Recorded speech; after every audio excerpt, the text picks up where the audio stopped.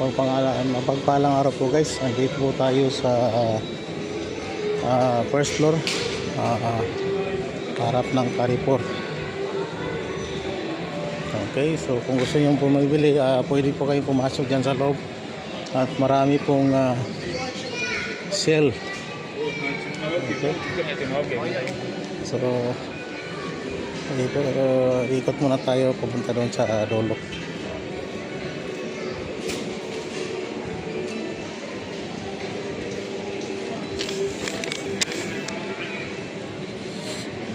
Okay guys, napakatahimik na yung araw na to dahil hindi gaanong maraming tao mamayang hapon siguro. So ito po yung entrance ng Carrefour. Yan.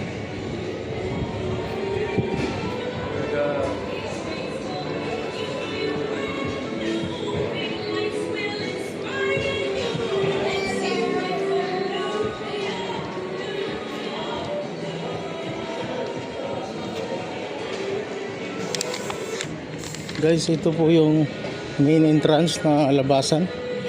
At kukuha lang tayo ng video sa labas nito para makikita nyo kung anong meron.